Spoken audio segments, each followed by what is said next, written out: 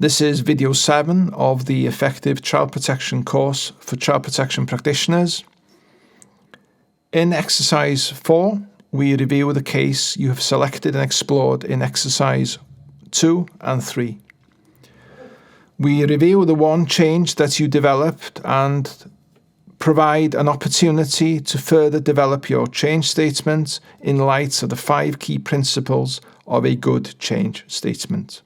We remind ourselves of the first test. Is the change or changes that you have identified directly linked to the likelihood of significant harm? A quick reminder of the 5 key principles of a good change statement. And not all will apply, of course, in every case. Is your statement written personally for this family? Is the change their change? Were you able to use their words or write it in a way that means something for them? Does it show how it impacts on the child? Does it indicate what needs to change? Is it easy to understand? Of course, not every one of these 5 principles will be relevant every time. In exercise 4, you were asked to look at the change statement you wrote in exercise 3.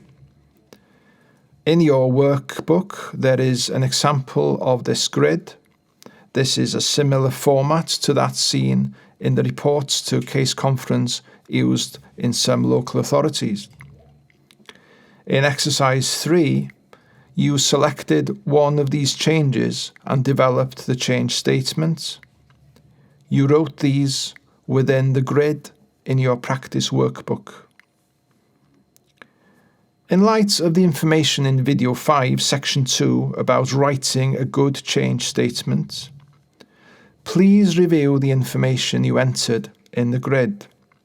If necessary, please update the change statement in the grid.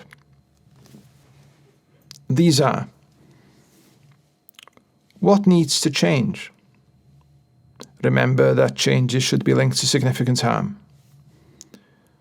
Why it's not good enough at the moment as things are. This should be evidence, behaviour or observations.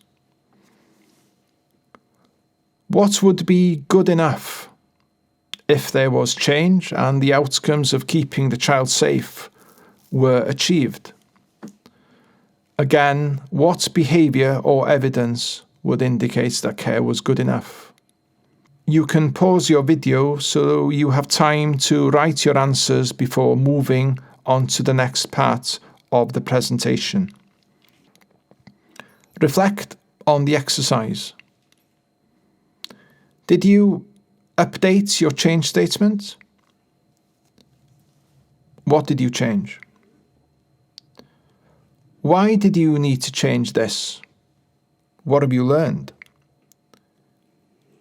Keeping focus, was the change statement linked to significant harm? Was your statement about why things were not good enough at this time based on evidence? Were you able to clarify what would be good enough?